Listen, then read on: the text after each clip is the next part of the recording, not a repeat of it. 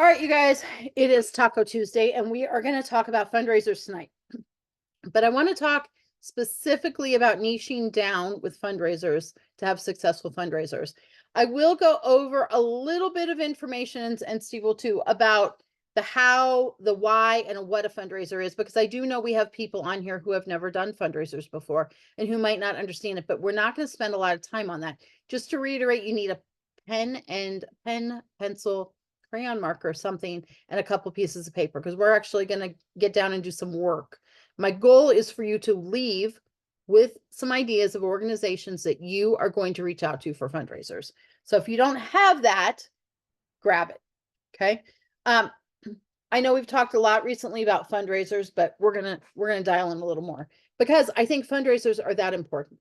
I mean, how important do you think fundraisers were to launching our business, Steve?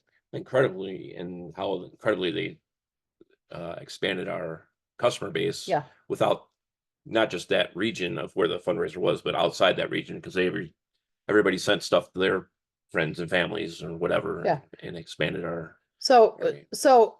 Orville talks about being a super connector. Okay. When you know people who know people who know people who know people, when you do a fundraiser, especially during the fall, people buy from that fundraiser. Like Steve is saying, people buy from that fundraiser and they gift it. So the people in Colorado might be buying, but they might be gifting to their Aunt Susie in Minneapolis or their Uncle Joe in Oregon, right? And so you are getting Scentsy product into the hands of people all over the place. And that is a real quick way to become a super connector. Also, along with that, then if you do a good, and we'll talk about this a little more, but if you do a good job with your customer care and your customer follow-up, you really can convert those to lifetime customers, right? Okay. So I agree, like a huge part of our business. And I honestly, we've lived all over. We've moved our business so many times. But the one consistent factor in our business, no matter what season we've been in, for the most part, has been fundraisers, wouldn't you say? And we can get in front of customers that we could never touch anywhere with a fundraiser.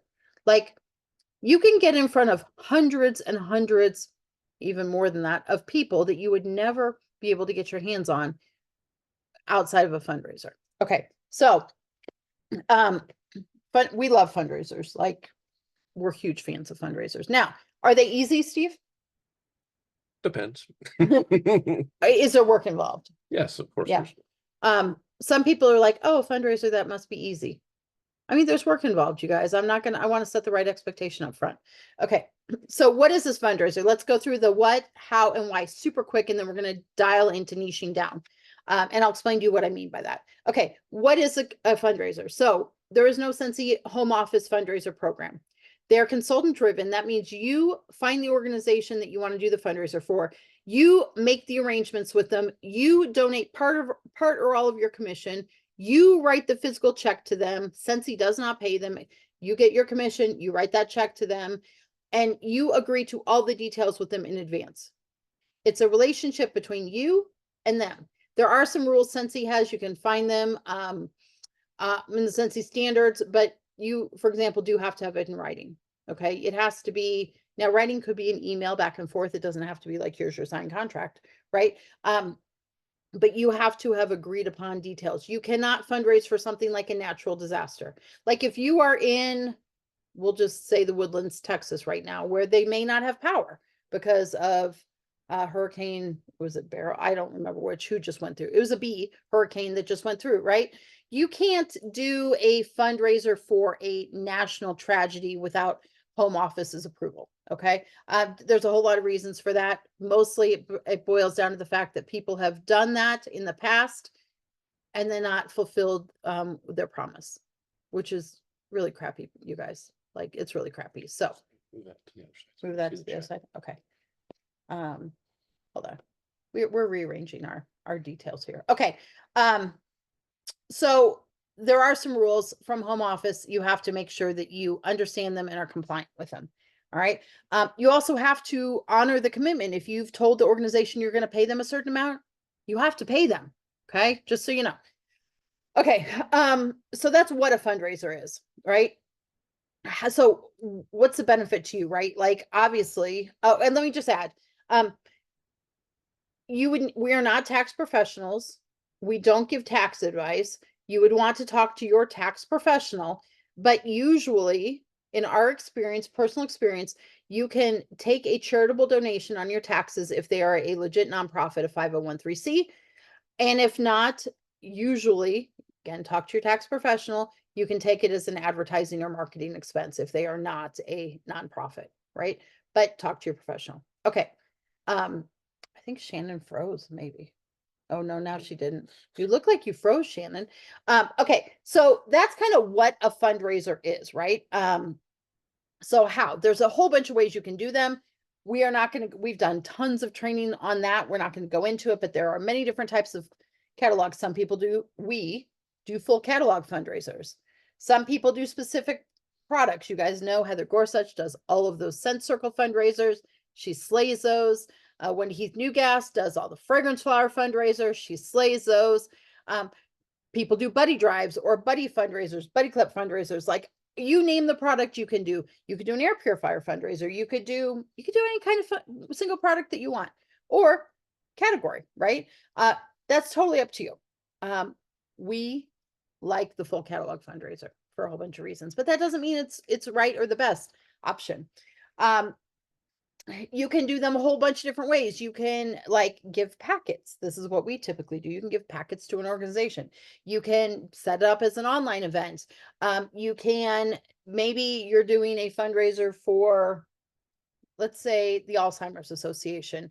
My sorority is partnered with, like, that's kind of their cause.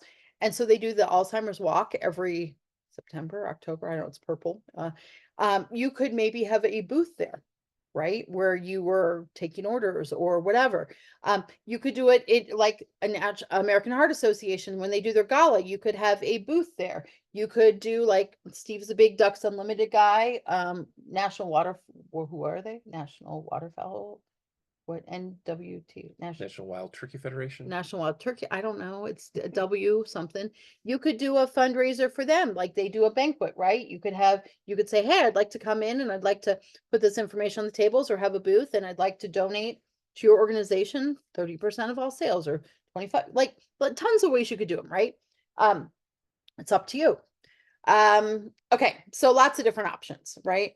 And you can combine them, right? Like, anytime I do a packet fundraiser, and by that I mean the participants have a packet, like they're doing little basket parties, right? They have a packet of information, just like, think about the school fundraisers for, like, what, pizza and cookie dough and Books or whatever. books, wrapping, all the things, right? Same idea. But anytime I do that, I also set up an online link. So, okay, so lots of different ways. So that's kind of the how. You don't have to do them all. There is value in finding your niche, niching down on it, finding what you love, what works. Oh, Emily's joining us. Okay. So that's a how. Why? Why are you going to do a fundraiser? Well, generosity is one of our core values. Did you all know that? I think most of you did. So it aligns with Sensi's core value. As we said, it's probably one of the best ways, in our opinion, to touch customers that you couldn't normally. And again, the long-term payout of that is based on how good your customer service is. If you do a fundraiser and you never follow up with those people again, like, that's a one and done for you, right? Also, how good you are with execution of the fundraiser, whether or not the organization comes back to you in future years, because if you lock on a fundraiser, you can often do it year after year after, or multiple times a year, depending upon what it is. But also PRV, TWV, if you're looking to promote, and if you and your team do fundraisers every month, that's you could slay the TWV.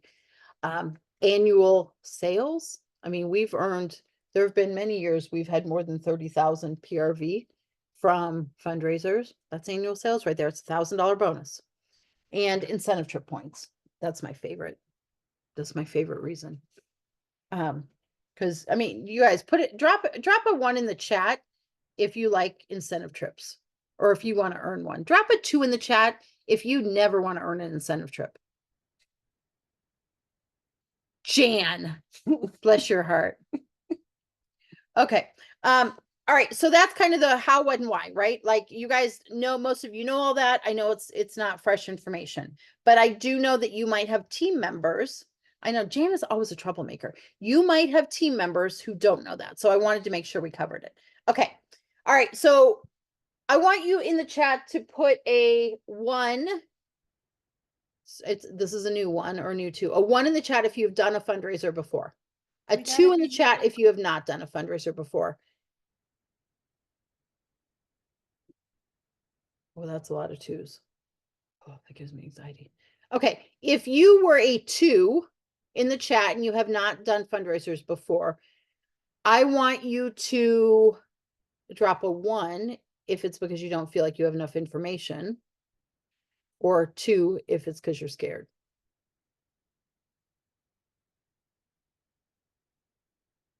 Amanda Thompson, you've done a fundraiser before. You did a fundraiser for the Children's Hospital. I know, I did it once, but ever since then, I'm just scared to approach people about the subject of a fundraiser. Okay. So that's my fear. And I can understand that. Okay. A 3, Jan says a 3 if you're both. Okay. Anxiety. Okay. So here's what I'm going to tell you. I want to address the I'm scared first before we dial into this. Part of the reason we're going to niche down, or I'm going to teach you why we niche down in fundraisers, is to avoid some of that anxiety and that scare. Okay. Because when you're talking about something that you understand, right? What would you say? You're familiar with it. Yeah. That makes them relatable to you.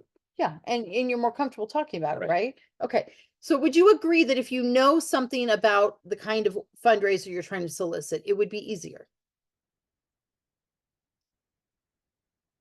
Nobody's answering me in the chat, people. Yeah. Yes. Look at head shakes. Yes. Okay. Head shakes. Okay. Okay.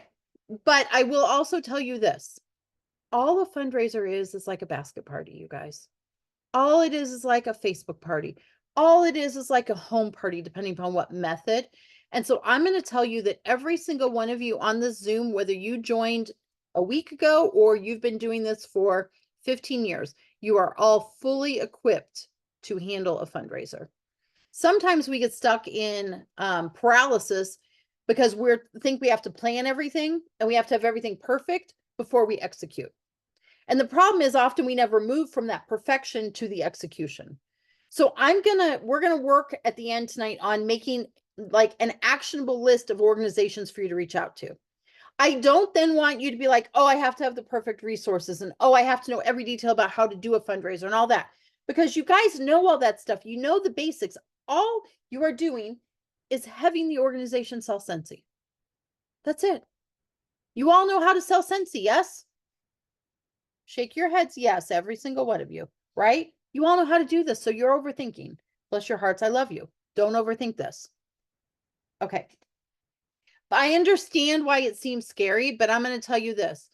I did a fundraiser in my first couple months as a consultant, and I had no flipping clue what I was doing. But you know what? The organization didn't know that, right? Was it perfect? Have I made changes? We make changes every time we do a fundraiser, right? But the organization doesn't know that you are clueless on what you're doing, right? You are literally just setting up like a basket party if you're giving them packets, right? You're like each of those little kids or those soccer players or those cheerleaders or those kids going on the mission trip. They're all just taking their own little basket party kind of, you know. Let's see. Okay. Yeah, okay. So good comment. Becky says, I'm not necessarily scared. I just haven't given it an honest effort. Right? So how many of you have been like, I don't even know if I really want to do fundraisers? I'm going to challenge you that fundraisers can change your business. Okay. Fundraisers can change your business.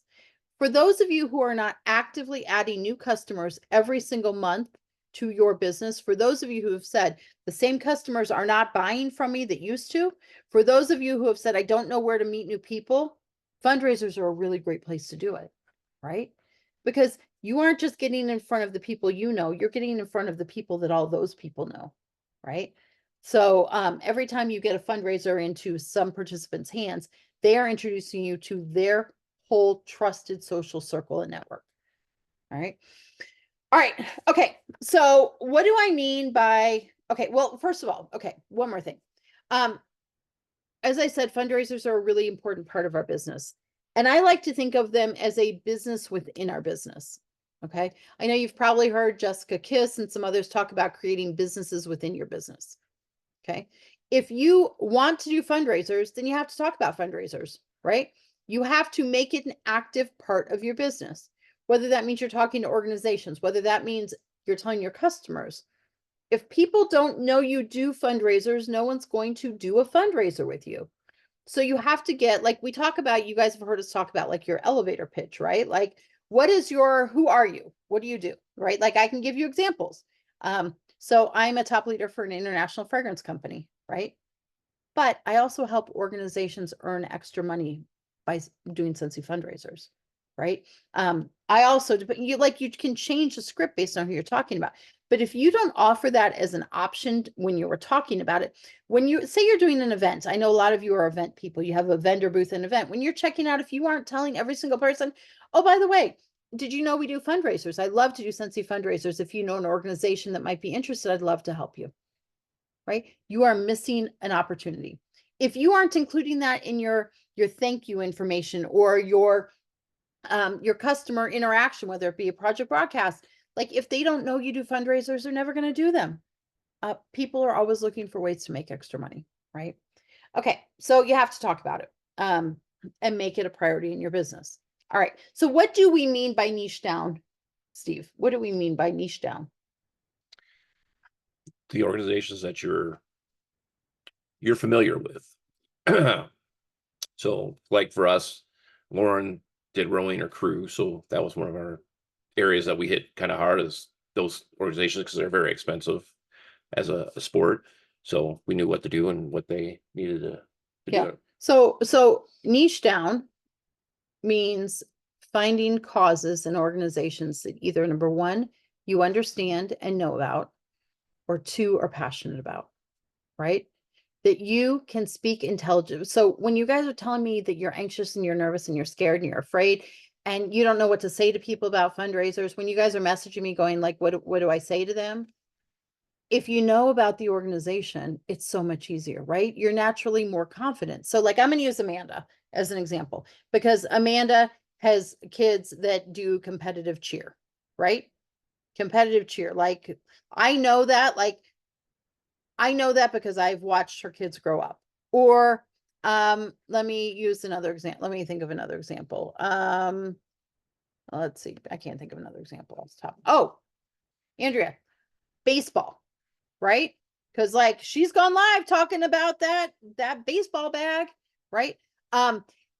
Those are things you understand. So like Steve said, you want to find organizations and causes you're passionate about. Now, let me give you a caveat and disclaimer. Are you ever going to say no to an organization that wants to do a fundraiser that you don't know a lot about? No, of course, you never say no to a fundraiser. But if you are just starting out, or you are not super confident, or you don't know how to solicit a fundraiser, I'm going to encourage you to niche down. Niche down means hone in on the group or the organizations that you understand and you're familiar with or you're passionate about. Okay. And that has been critical to our business. So let me give you a couple examples. And I want you to know that it's okay to do this. Some people are like, well, but shouldn't I solicit fundraisers from everyone? Sure. If you're confident and you feel great about this, sure. Find every organization out there and offer them a fundraiser. But if you really are not, let's see, can we put that in our page? Can you put on your page that you do fundraisers? Sure. Why can't you put that on your page? Of course. Yeah, of course you can. There are rules. You can't be like, I'm going to give you an extra $50 for doing a fundraiser. You can't post that on social media, right? That's personal special. But yeah, you can share that you do fundraisers. Absolutely. It's okay to find organizations and causes you relate to and are passionate about. It's okay to find organizations and causes that you understand. It's okay to focus on just a few kinds of fundraisers. Let's see. Yeah, you can't post the amount you're giving them or the percentage, right? And actually for a while they were saying you could tell them what percentage you were giving, but we steer clear of that on social media. We don't ever post that. We avoid anything that's a potential compliance issue, like I don't want the compliance police after me, right? But in one-on-one communication, you can share all of that, of course, and you should, right? So it's okay to focus on a few kinds of fundraisers, right? Like, don't think you have to do a full catalog fundraiser and do do galas and have a booth at a gala. Don't think that you have to do fragrance flower fundraisers. Like, over time, you're going to find what works for you and what works for a different kind of organization. We typically do full catalog fundraisers because we found that it gives a wide variety of options at different price points. But some people love, like Heather Gorsuch, loves that Scent Circle fundraiser because it's easy, and it's easy to ship, and it's easy to package, and it's just easy, right? And she does them for ROTC. And there's a lot of guys in ROTC who probably aren't going to do the best job selling the fragrance flower. Let's just be honest. Maybe they would, but do you feel like you would have done a good job selling the fragrance flower? Sold wax to, No. I mean, like when I you know, were in high young, school, would you yes, have, probably not. you would have sold like Scent Circles, okay, right? Yeah. Or your mommy would have taken the catalog to her work and sold, I guess, anything. But so it's okay to think you don't have to offer everything, is what I'm trying to say, right? Okay, so, but there is we think a great deal in value. Let's see, I can't think of any organizations I've had. Oh, Becky, we're gonna get to that. It is okay to do back it up. There's value in doing fundraisers for organizations you know and understand. And like Steve nailed a couple of them. You're relatable, right? You understand the organization's needs. You speak their language. You can find and advertise to that crowd, and you understand their season and needs. So we're going to give you 3 examples. You want to give well, you kind of did. Like, my first example was our daughter Lauren, who is on the crew team. She was a rower, row your shell. The crew team in high school, right? And then she was a collegiate. She was on the rowing team in college for the first couple of years before COVID. And so we understood as parents what the ridiculous costs were for a rowing program. Like, we understood because we wrote the check for those ridiculous dues every month. I don't write a check for competitive cheer every month. So I don't know, but I know it's ridiculous and I know it's crazy expensive, but I'm not as relatable to that, right? I also know what they need money for. I know they need money for regattas. Amanda would know that they need money for the travel cheer competitions, and she could speak intelligently about what that costs. I know when the rowing seasons are. I know there's a fall rowing season and there's a spring rowing season. And so I know that you have to get the rowers during rowing season if they're doing a fundraiser, because you're never going to get them if they're not like at practice every day, right? Although in the Woodlands, Lauren practiced year round every single stinking day. But you're not going to get a baseball team to fundraise in November, probably, right? Because it's not baseball season. So you're more credible and you understand the needs more. Also, with rowing, I know what the big regattas are. So like Steve could go to Head of the Hooch website and figure out what teams were there, and then go to all of their websites and and you have done that, and get all of the information about the different rowing programs across the country. So basically you have more credibility and you can speak more intelligently, right? But that doesn't mean you have to have that. It's just a bonus perk. I also understand the dynamics of how a rowing program works. I know what the coach's role is. If there's a team mom, I know what the board of directors does. If there's a fundraising chair, right? So you all are involved in something, whether you think you are or not, that you have some credibility. Even if you're not actively involved in it now, you know how something works, or you know someone who does. Teachers, let's talk about teachers. This is another example. If you are a teacher, you understand. Okay, so you guys have all seen, like, we're coming right up to the season where people do fundraisers for teachers. Because if you are a teacher, you know, Miss Mary, do you not put a lot of personal money into the classroom, right? Like, your costs are extensive. So as a teacher, you could speak intelligently to what those costs are for the classroom, right? Also as a teacher, and when I say a teacher, fundraiser. I'm talking, this is different from a full like PTO or PTA fundraiser, right? But you know what you need. Oh my gosh, you know that you run out of Kleenex, even though those parents send a box of tissues in, you know, you run out of them by October 15th. You know that you might end up with, if you're like a elementary school, you might end up with an extra 400 sets of crayons, but you are out of glue sticks by November 1st, whatever. You know what the needs are, right? So you could speak intelligently for what teachers might need, and you could help coordinate individual teacher fundraisers. So helping each teacher earn some extra money to put into their classroom because you understand what the needs are. Does it make sense? If you're a preschool teacher, you know what the needs are in a preschool. If you work in a church, if you work in the nursery at a church, you know what the church needs for that. If you work with a youth program, you guys following me? Okay. All right. But as a teacher, you also understand, and Miss Mary was just talking about this the other day, who to talk to, right? To get the fundraiser approved, right? Like, can you work directly with the teacher? Do you have to go to the school board? Do you have to go to the principal? Like who's the head of this? Who has to make these decisions?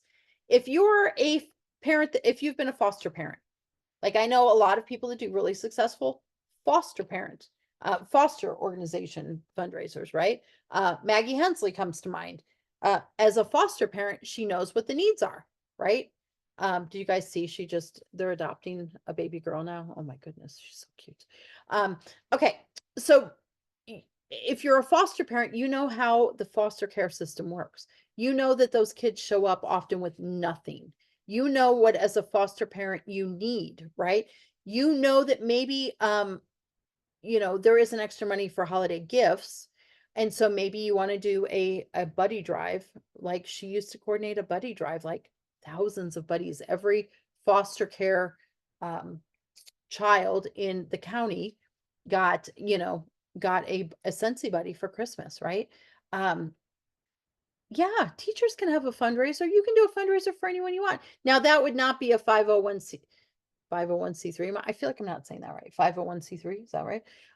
That would be instead a personal fundraiser, right? And you would make sure that your tax professional said you could write that off as advertising or marketing expense, right?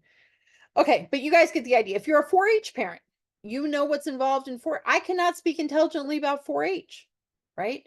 I don't know how it runs. I don't know if there's a season for that or a good time to solicit a 4-H fundraiser. I don't know who to talk to or how the organization is set up, but someone who has a child in 4-H or who used to be in 4-H himself would understand that.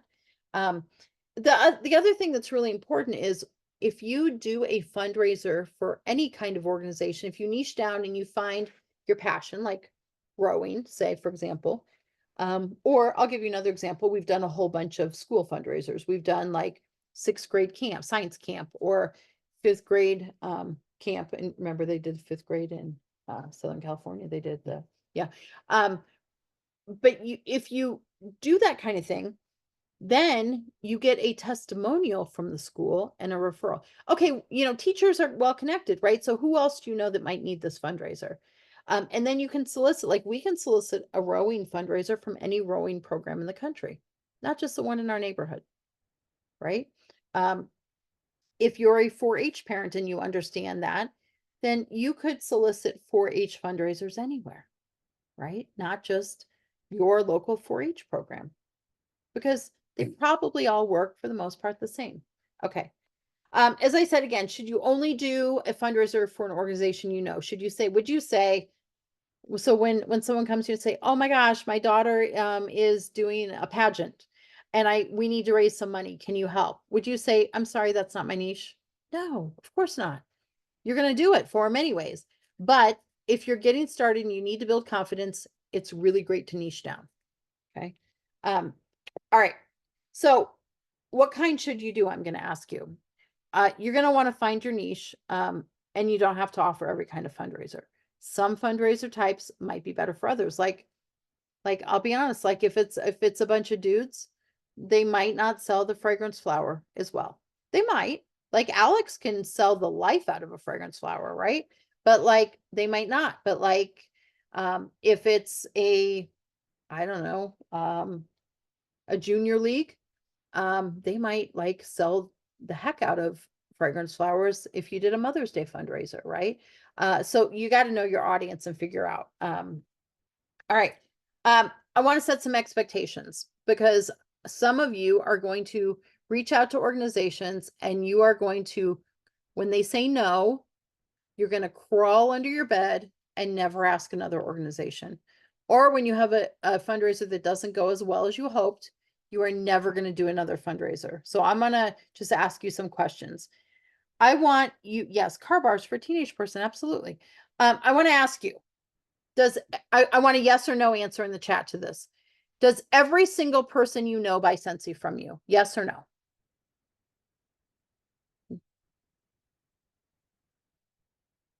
Okay. Does every single person you ask to host a party host for you? Yes or no? No. Does every single person you ask to partner with Scentsy join? No. So is it realistic to expect that every single person that you talk to about a fundraiser is going to book? No. Right? It's a numbers game, just like anything else.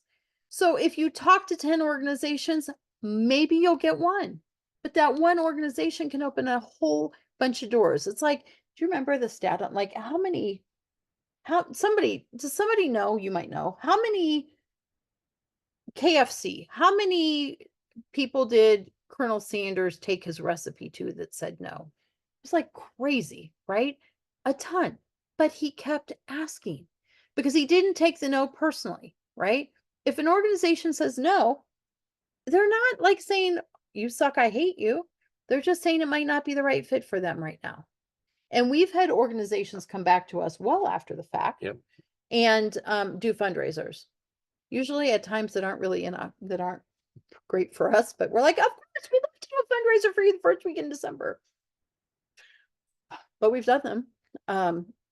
So you can't have an expectation that everyone's going to do a fundraiser. So you're going to have to cast a wide net within your niche or find a few different things that you're passionate about, right? But understand, and the timing is really important on fundraisers too, right? And that's why if you know the organization, you know what their needs are, you can understand when the timing might be right. If I asked a rowing program to start a fundraiser July 1st, they're probably going to say no.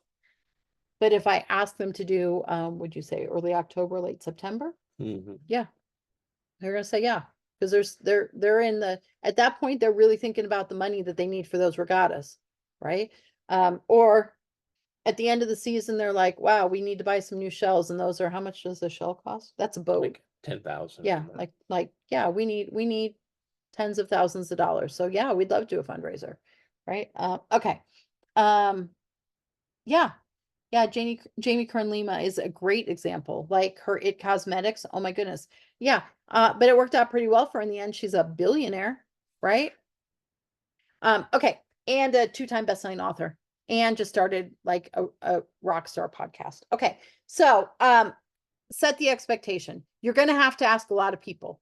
And you can't be, I'm just gonna say it, butthurt when they say no. You just have to keep asking. You might need to like think about why they said no. Is there a better time? Right? Think about how Rachel Field does with her sponsoring. Would there be a time that this is a better fit for your organization? Or is our product just not a great fit for fundraising for you? It's okay to ask these questions and get good feedback. Okay. So I want to know in the chat, yeah, you can do them for individual medical expenses, daycare, sporting groups, school groups, all the things. Yeah. In the chat, I want you to start listing organizations that you've done fundraisers for. So in the chat, start dropping. Those of you who have done fundraisers, start dropping them. Okay. Pet rescues. Yep. Yep. Schools globally. Yep. Yeah. So, lots of different groups. And I've given you my list many times. The other group that we're kind of niche on that we've done quite Robotics. robotics. Yeah. So you want to talk about that?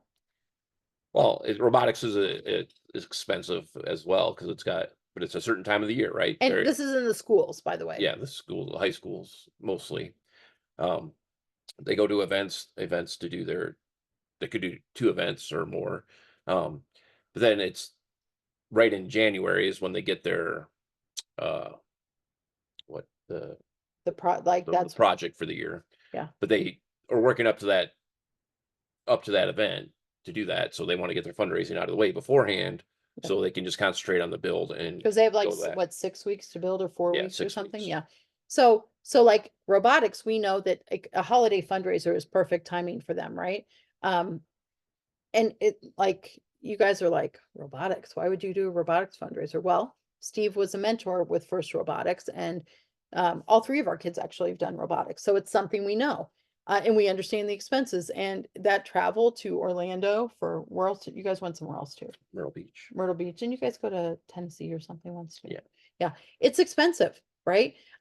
Plus some bougie robotics programs have funding from massive aerospace companies, so you're competing against that, right? So there's all sorts of things, right, that organizations. Now, what if, okay, so you guys have started dropping wrestling groups, yeah, Alzheimer's, MS, medical expenses, travel sports teams, yes, all the things. Susan G. Komen 3-day walk, yeah. An individual, yes, absolutely. And an individual, you can even take that further, because individuals typically are on teams for that, right? And so you can say to them, I would love to do this for you, but is there anyone else that you know that would also like my help with this? Because I'd love to help them too, right? High school bowling teams, yeah. Luke was on a fishing team, like was it bass? The bass fishing team. Yeah, the bass fishing team in the Woodlands in Texas.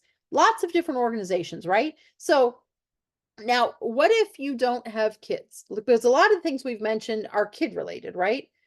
That's not the only place to find fundraisers. But if you don't have kids, I'm pretty sure you probably know someone who does have kids, and you can pick their brains. Okay, so I'd like to expand my business with fundraisers.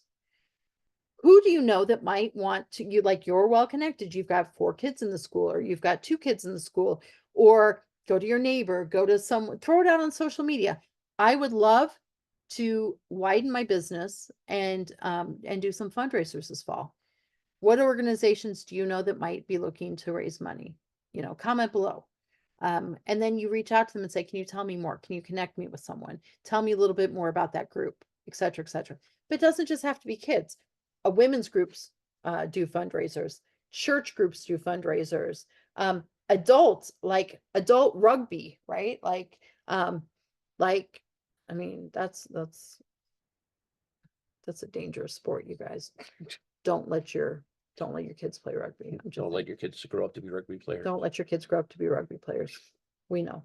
But there's like, we've got a friend who does competitive fishing, right? Like, I'm thinking, like, he was our neighbor in South Carolina. Oh, Doesn't okay. he? Yeah. Doesn't he do like bass fishing? Like, Yeah. yeah. Sponsor him, I guess. You could sponsor him, or his wife might know people who want to do a party. Like, I have a customer who is it the Seattle Seahawks? Yeah, Seattle Seahawks wife. And while money is no issue for her, philanthropy is really important to her. And so she could do a fundraiser. Well, she has done a personal fundraiser that she really just did as a huge basket party. But she did a fundraiser where she invited other wives, and then she donated, like we agreed. I would donate my commission or part of my commission to her, and she donated it to causes that she was passionate about, right? You can do a fundraiser party. You can do all different kinds of things. Like, there is literally no limit. Joey says, don't let your kids drive race cars. Yes, exactly. Race cars are really expensive, right? But I mean, like, you could do like a personal fundraiser for medical bills, right? But it's also like, that's an expensive sport, right? So think about this. Also, like, Steve is a hunter and a fisherman, and is involved in, like I said before, like Ducks Unlimited and I butchered it before, National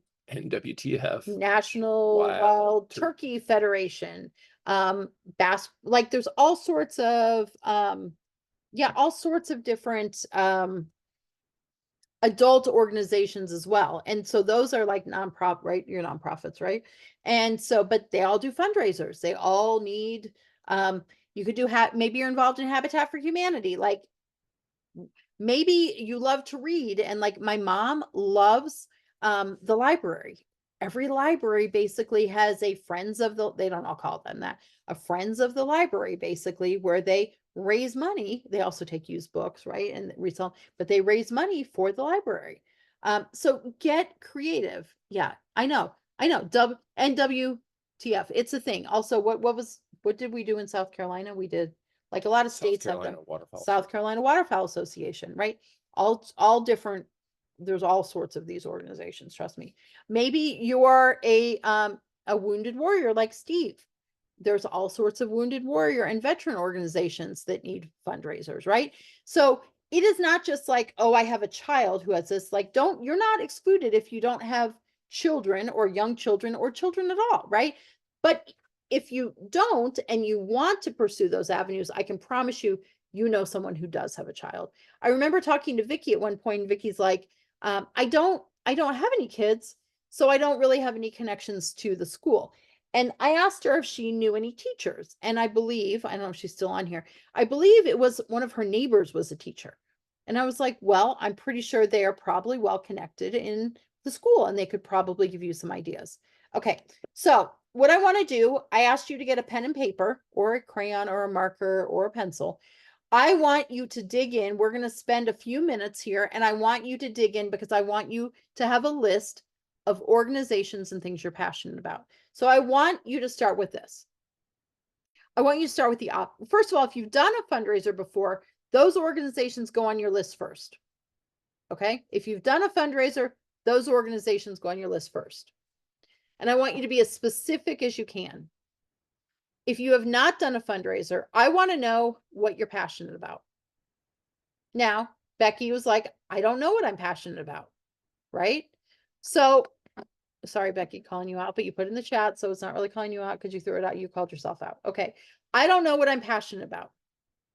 What do you know? I can tell you something right now that you know. What are you going through with your mom? Right? So what is going on in your life right now? Right? Whether it be a cancer organization, whether it be something with your church, whether it be something in your neighborhood, whether you know someone who needs something or who is part of an organization that needs something, right? Drug addiction, recovery, kids. I love Emily. I love plants too. You and I are like soul sisters. Do you know that?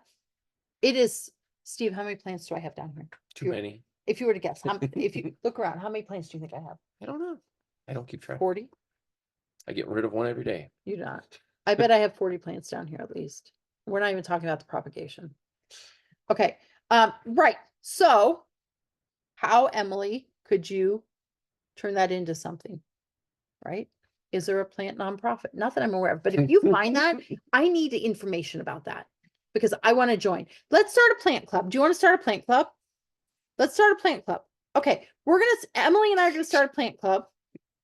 And we are going to make this a nonprofit and we will need fundraising. I'm just saying our plant babies need fertilization. They need fungus gnat, death drops. They need all the things, right? Yes, let's do that. But you should seriously see if there's any plant nonprofits. I kind of don't think there are, but there should be. Why not? Right?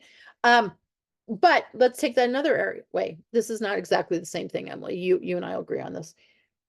Well, there might not be any plant nonprofits out there. There are gardening clubs. There are community gardens that they need extra money.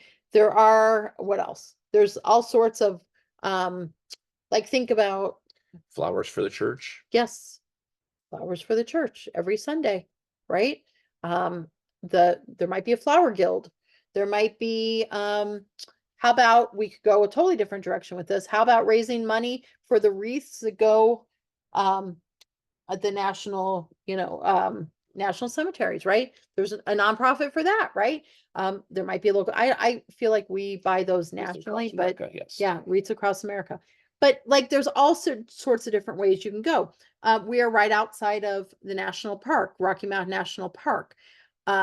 there is 100%, I am sure, at least one nonprofit that has to do with outdoor stuff there, right? I'm sure that there's at least one nonprofit, right? So get creative. Your local and waste. Yeah, yes, your local soil. Yes, absolutely. So get creative. You have Swiss, Jan. Do you really have plans? You do? Oh, yeah. Well, you can join our club because Emily and I are creating a plant club. It's going to be a legit nonprofit.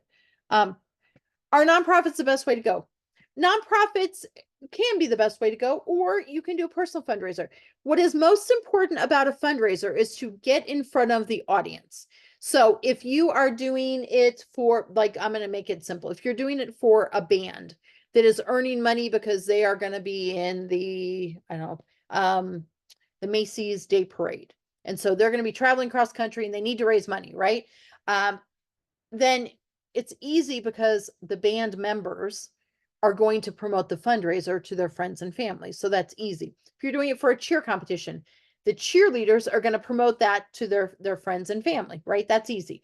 So if you do something like a children's hospital, right, you have to figure out how to get in front of the people that are passionate about the children's hospital. So you have to work with the like Child Life. Can you send an email out to your supporters? Can you, or is there an auxiliary at the hospital? If there is, how do they promote that? Sometimes, like we did once, it was on Coronado, actually. I went and I set up, actually, they had a little building that once a month they had someone come in and sell a product for the month, and all the hospital employees came through, and then I donated a percent, right? So you have to figure out how to get in front of the audience. That's what makes a fundraiser successful or not successful. Okay. Let's see. Let's see. My brother passed away from suicide, but I feel like that's so hard to get into. Okay. So I would say look at organizations that, yeah, I'd say look at local chapters of organizations that promote that, right? Like who promote suicide prevention. Or is there an organization in the high school that is passionate about, you know what I mean? Like there are all sorts of groups that on a local level work on that. And there's probably a timing for that, right? Like I'm assuming there's a suicide prevention week, month, day, all the things. So if so, like that's going to be your window for that, right?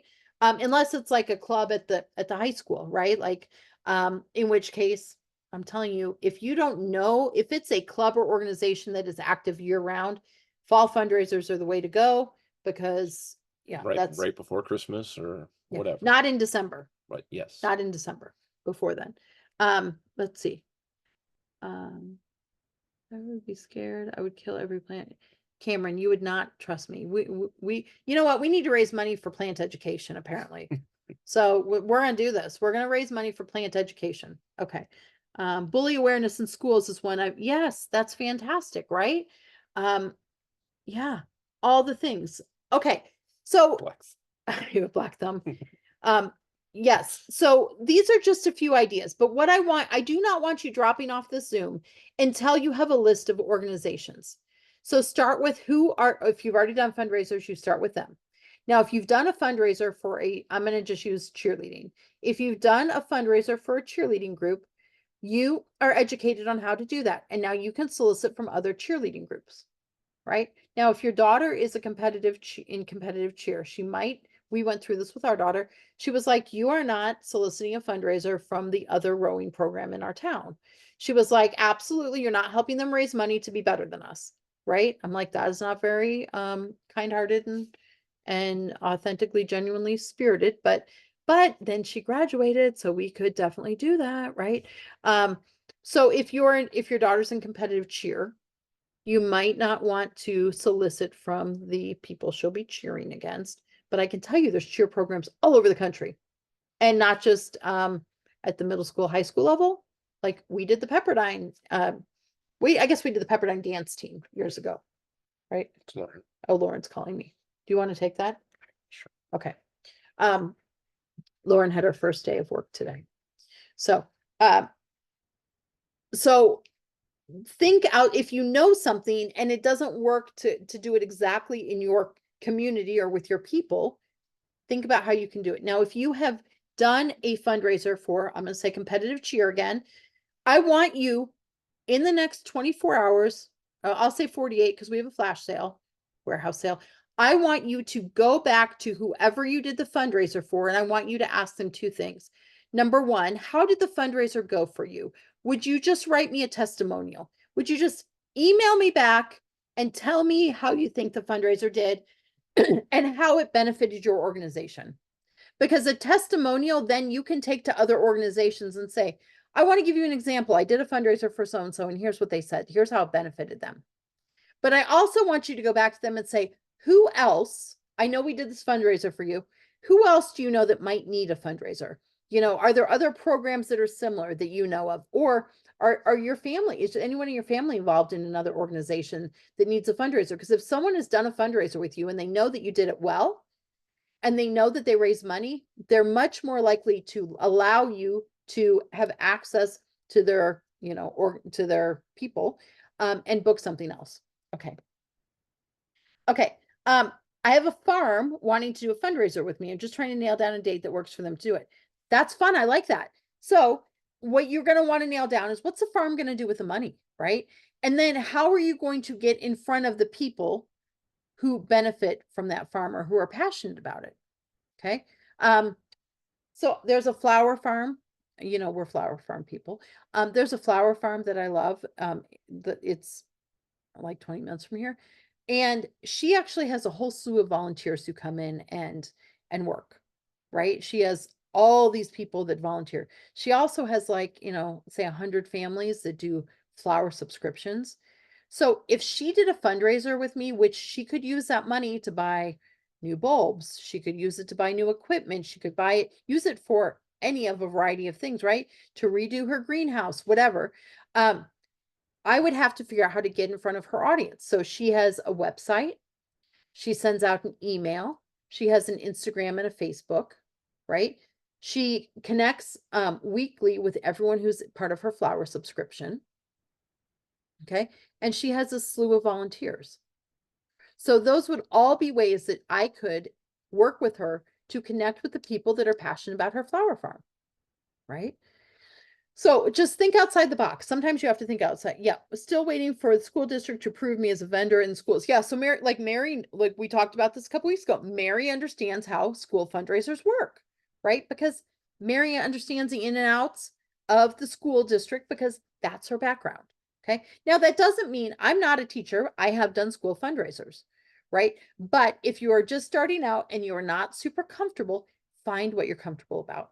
Okay. Now, so if you tell me there's nothing you're passionate about, I'm going to challenge you, because I think that there are things you're passionate about. And then I would encourage you to ask the people that know you, what do they think of when they think of you? Now, and I don't want answers like kind, loving person, mom, daughter, aunt. I don't mean those things, right? I want to know, what do they think of when they think of you? Like, what do they think you're passionate about? Right? And because those are some of the people that the organizations you're going to want to reach out to. And if you don't have a list of things you're passionate about, I would ask you this. So here's the next question. If you had $20 million that you had to do good with, say all of your needs were met, you had an extra $20 million, who would you help? What would you do with it? You had $20 million. Who would you help and what would you do with it? I don't want answers like, I would help my kids, I would buy my grandson a Lamborghini. I don't want answers like that. Who would you help and what would you do with it? Because those are some of the things you're passionate about. And if you have no answer, Becky, for that, what you would do with $20 million, I'm going to tell you that Emily and I need $20 million for our plant nonprofit that we're going to start. I mean, we could seriously solve a lot of black thumbs with that. Could we not? Think of how much propagation we could do. It'd be so good. I know. Yeah. So exactly. So Heather says, like, she mentions a pet society, get them more food and pet beds, right? Domestic violence survivors. right? Military mental health groups, right? You guys know organizations that if you had the budget, you would help. If money was no object for you. If someone wrote you a check for $20 million and it wasn't your money, so you couldn't take it for you, and they said you have to distribute this to things that you're passionate about or people you would like to help or organizations you would like to help, where would you make a difference? Like one of the things that has always been laid on my heart, like Luke, my youngest, has a lot of chronic health issues. We've spent hundreds of nights in hotels and hospitals, hundreds. The Ronald McDonald House is fantastic and it's an incredible organization, but my son has a peanut allergy. And the Ronald McDonald Houses have a rule that you can only eat in the common spaces. And those sweet volunteers come in and they bake peanut butter cookies and they do peanut butter trail mix, and you can't have any food in your room. So the Ronald McDonald House, although it's an amazing organization, I 100% support it, and we have, is not somewhere that the hundreds of nights that we needed lodging that we could stay at, right? So I would love to start a nonprofit that I could provide a peanut-free, a peanut-safe environment for chronically ill children, because there's quite a few chronically ill kids who have peanut allergies, actually, who need that kind of lodging and cannot take advantage of the Ronald McDonald House. That's very niche to us.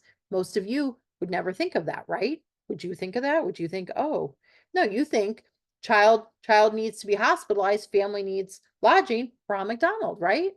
Because they're an awesome organization, but they don't work for us. So we have spent hundreds of thousands of dollars on lodging expenses because we couldn't stay at the Ronald McDonald House, right?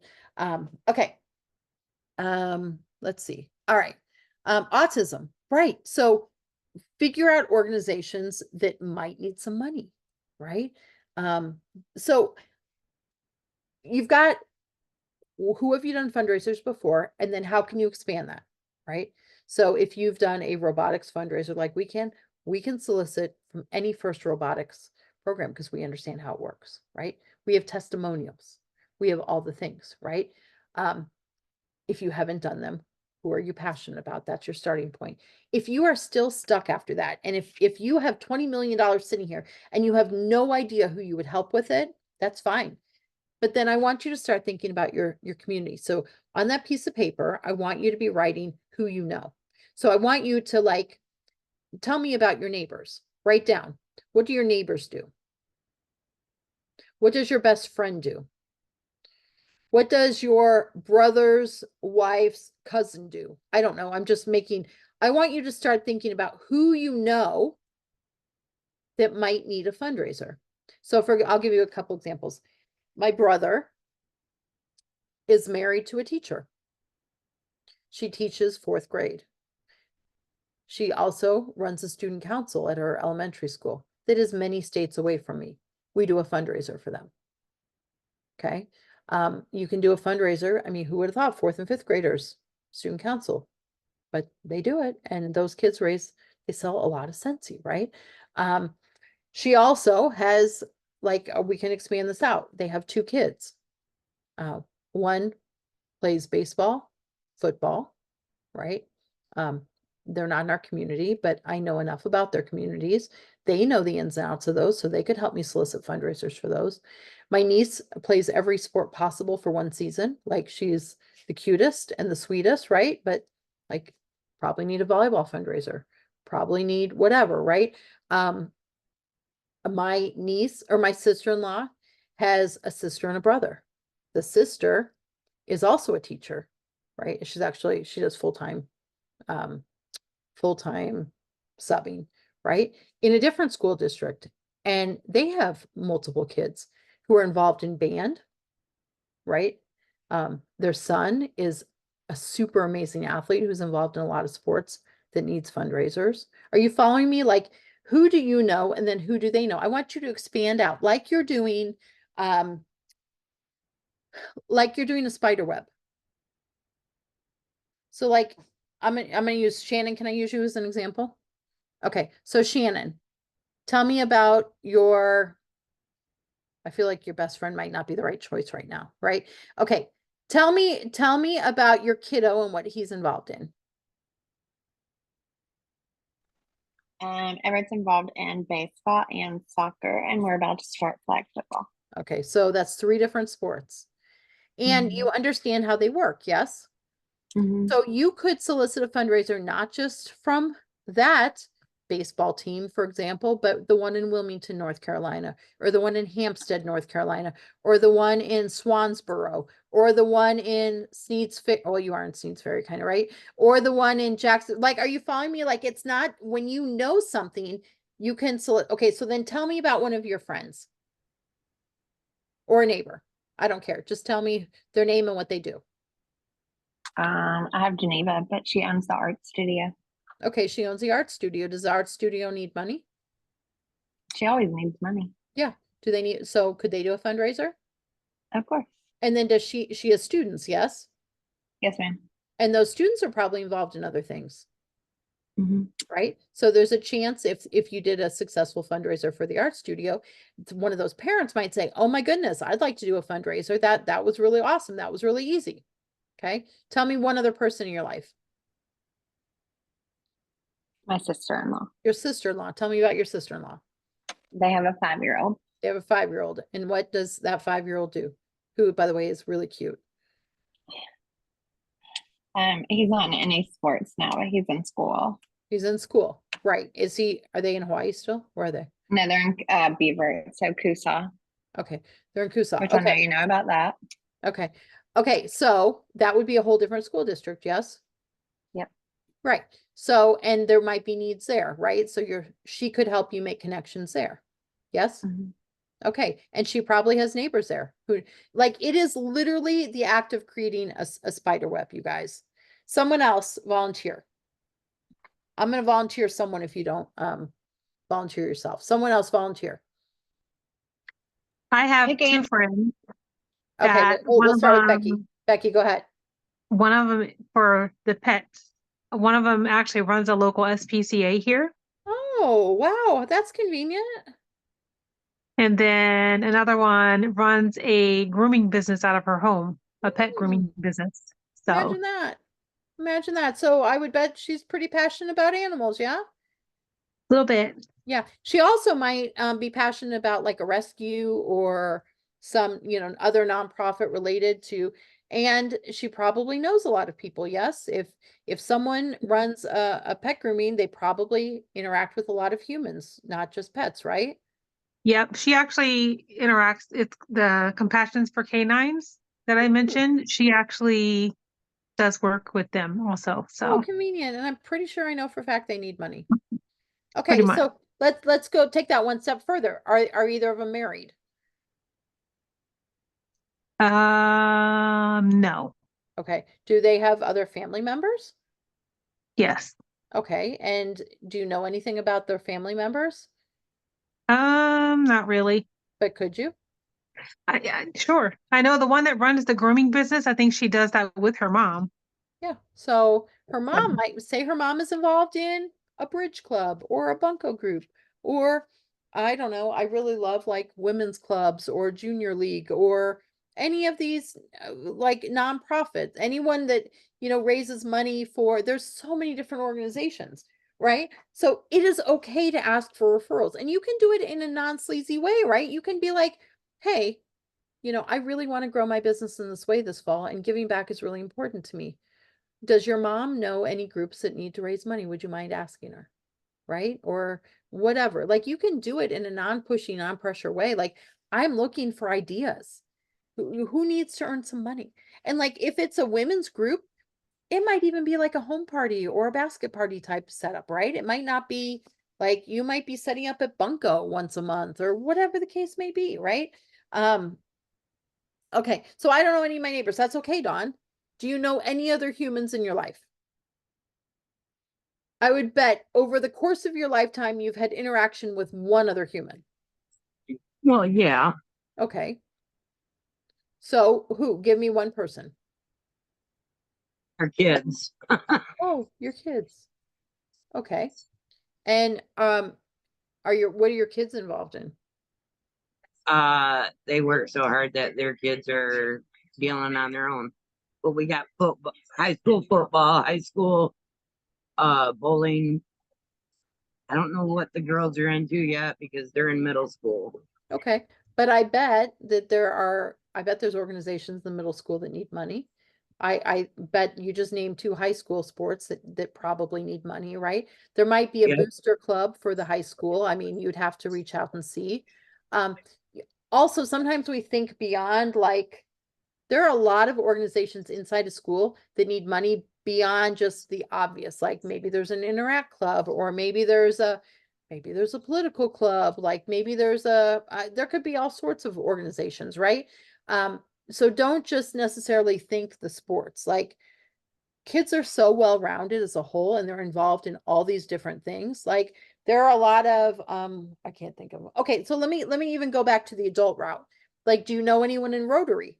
Do you know anyone in someone tell me some of the adult sororities that are service-based? They're not like the collegiate sororities. You guys know what I'm talking about? Like they're, and I don't even know if they call themselves sororities anymore, but like there's all sorts of organizations, and I would bet that there are organizations in your community that need some money. Yeah, Knights of Columbus, social workers. Yeah. I got a friend that her daughter is handicapped. She's on the AMC SI. Yeah. Yeah. I don't know. I'm gonna talk to her and see if they could use anything Yeah. or do Absolutely. that. And then the key is connecting with the people that are passionate about the organization, right? Because you can't just take it to your customers, because your customers don't have a buy-in with these organizations. You have to get in front of the people that are passionate. But that's really easy to do with good communication. You just say to the organization, I want to help you raise as much money as possible. So here's how we need to do it. We just need to get in front of the people that support you. So how can we do that best? You know? Okay. Community sports versus school sports. Yeah, there's all sorts. Food pantries. Yes, yes. Judy, I feel like you are in probably, like, I know you do interpretation, like you did Duke's graduation. Yeah, did you do Duke's graduation? I feel like you did one of the university graduation, or multiple. Like, do you know how many organizations at Duke, like, we've done fundraisers for? A ton, because we had a child who went to Duke. So it was an obvious, like, the Episcopal Center needed money. The men's rugby team needed money because it's a club sport. It's not a Division I. It's not the club sports are different. They have to pay their own money. Like, there's all sorts of things, right? Most communities have some sort of helping hands nonprofit. They're always like, yes, yes, yes. And so when you reach out to these groups, then it's a matter of what kind of fundraiser works best for them, right? Like, they might not need a Cent Circle fundraiser. It might be better an in-person fundraiser or a full catalog fundraiser. But once you know the needs of the group, you can kind of work through that based on what you know. Like, if it's all 16-year-old boys, maybe they'll rock the Cent Circle or the Fragrance Flower fundraiser, but they might do better with the Car Bar or the Cent Circle, right? Okay. Church missions. Yeah, our kids have been on church mission trips, and we have done fundraisers for church mission trips. And because we know that, that's something that's pretty easy for us to solicit, right? Not just high school or youth mission trips, but like a lot of churches do adult mission trips, right? Shannon Grant was raising money. She's superstar director in North Carolina. She was raising money for a mission trip that she was going on, right? So you guys have some ideas. Okay. Does anyone who is stuck and does not have names on their list right now? Be honest. Tell me in the chat. I want you to have at least 10 organizations or 10 types of organizations, because you're going to have to do some research. If you say high school band, you might not have the names of 10 high school bands, but you can pretty easily figure out what are 10 high school bands in your state, in your area, in your community, not maybe in your town. You might not have 10 high schools in your town, but in your area. College groups, yes, a bazillion different groups in college, right? I mean, some that you might approve of and some you might not, but I wanted to put in the chat, but it keeps auto-correcting me and it's pissing me off. Sororities and fraternities do the intramural yeah, sports. Yeah. And a lot of them need money to do that, or they are involved with a particular nonprofit like St. Jude's or Yep. Ronald McDonald, and they have fundraisers for that too. So if you have a college in a nearby town, you might want to ask around, or if you know some college students, ask around about sororities and fraternities and see if they know anybody who's in one of those. And so if you don't know anyone, right, and you're going to ask around, is that a question you could toss out on social media? Who is involved in a sorority in college, or who has a child in a sorority in college? What sorority is it? Tell me in the chat. And then you can then reach out to those people and say, hey, here's why I was asking. You know, I'd love to do some fundraisers and help some sororities earn money, raise some money for the nonprofit that they're affiliated. Like, I would be surprised. I think every sorority, and I'm sure fraternity, is linked to a nonprofit, like it has a cause they support. I know mine does. And like that's done on like nationally, right? So they might also support something local in their community, but you can then reach out to them and you know have the one-on-one conversations. I've done Girl Scout fundraisers, I've done Boy Scout fundraisers. Now people will be like, how could you do Girl Scout fundraiser? They got to do cookies, right? They've got to do cookies, but after they do cookies, they can get permission, but they have to do their fundraiser first, right? Boy Scouts or Cub Scouts, they've got to do their popcorn or whatever, but once they've done that, they can get permission to do a secondary fundraiser, right? Okay. Is anyone, yes, support an Eagle Scout. That's a fantastic idea. That's a fantastic idea because an Eagle Scout has to raise money for their project, right? To get their Eagle Scout. And usually that project is community based, right? So that's a fantastic thing. So you could give that Eagle Scout the equivalent of a basket party that they take. You could do a Facebook party for them. You could, you know, ask them if you could, you know, like you could work with them on all the different options, but there's a ton of different ways you could do it. It is not a one shoe fits all. But if you are starting out and you are uncomfortable and you are anxious, pick one thing that you feel confident in and run with it, right? Get a little credibility under your belt, but keep thinking, keep trying all the things. You guys, I know you're not going to love it. I'm going to tell you, I would love to see you all do at least 5 fundraisers this fall. Do you know what 5 successful fundraisers would do for your business this fall? Do you know how many new customers that would put you in front of? A ton, a ton. If you want to earn the incentive trip, it's a huge start, right? All right, we've gone way over the 30 minutes we were going to talk, and I only have Melanie on here. Still, Melanie, have you seen my steps? Let me tell you what my steps are so far. I have 14,415 steps, and I am going to slay 2,000 steps tonight.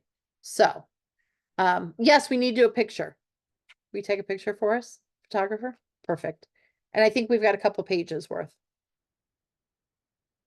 Perfect. Will you guys turn your cameras on so we can take a quick picture? We don't care what you look like. All right, is everybody ready? You want me to get pictures of both pages? Because page 2 is only like, Yeah, I still want it No because it's got their faces. names on it. I don't care. We want proof they're here.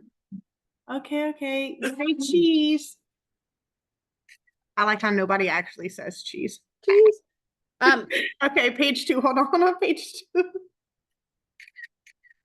Okay, I want to know in the chat. I know we went way long, you guys, but was this helpful? Do you feel like you have a starting point? And I'm really excited Emily and I are starting a nonprofit. We need you all to support our plant nonprofit, by the way. I just counted my plants because I was curious, and I am currently over 60. So I was just we have a talking about problem. downstairs in this area. I'm definitely over 60 for sure. Yes. All right. Outside of the box, but I don't want you to overwhelm yourself. I want you to pick.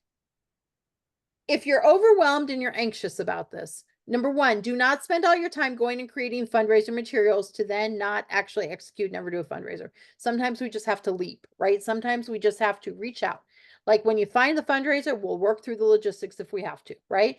But you got to get the fundraiser. So don't Know spend. that fundraisers are on your bingo card. Ding, ding, ding. So I know that exactly. I know that sometimes we just don't take action because we're so busy preparing. Stop preparing and act. Stop preparing and act. If you are booking fundraisers for August, September, October, you have plenty of time to execute that, right? You have plenty of time to make the materials look the way you want them to. And honestly, some of mine in the very beginning, well, still some of mine are not even that pretty. People don't care. We overthink all of that, right? The idea is to get the product into the hands of the people that are going to buy, that are going to support the organization. And we overthink the rest. It's really that simple. You all are equipped. You have the knowledge, you have the information, you have the mindset, you have the skill set. You know way more about Scentsy and our products than anyone who you're giving the stuff to. They don't know what it's supposed to look like. They don't know anything. So don't overthink and don't think you're not prepared. Don't think you're not knowledgeable. Don't be anxious. Does anyone have documents ready to share? Yeah, I've got that. I can grab that Canva link. I do like, I don't know if it is still there. If it's not, I'm going to have to find it. I do like Heidi Norval's fundraiser letter that used to be on the workstation.